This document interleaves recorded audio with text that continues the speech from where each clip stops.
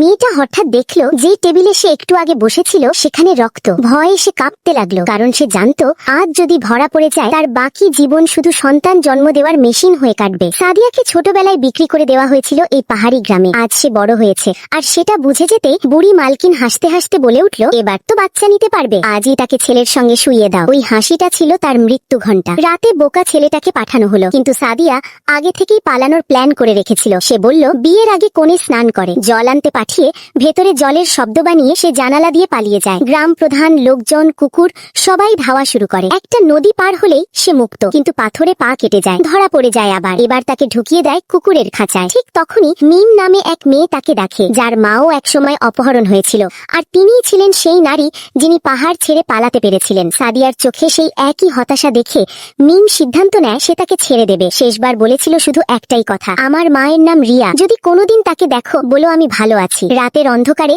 সাদিয়া আবারও পালায়, গাড়ির সামনে দাঁড়িয়ে কাঁদে, হাত জোর করে বলে আমাকে নিয়ে যান প্লিজ। সবাই চলে যায়। ঠিক তখনই এক গাড়ি থামে, এক অচেনা মানুষ তাকে তুলে নেয়, ক্ষত পরিষ্কার করে আর পুলিশের কাছে পৌঁছে দেয়। কিন্তু পুলিশ বাবাকে ফোন করতে সাদিয়ার মুখে কোনো হাসি নেই, কারণ 10 বছর আগে এই বাবাই তাকে বিক্রি করেছিল পাহাড়ি গ্রামে। এখন প্রশ্ন হলো, বাবা কি আবার তাকে পাহাড়ি গ্রামে পাঠাবে, নাকি এই শহরেই সাদিয়া পাবে নতুন জীবন? আর পাহাড় থেকে ধেয়ে আসা সেই মানুষগুলোর কি হবে? তারা কি সত্যিই হাল ছেড়ে দেবে?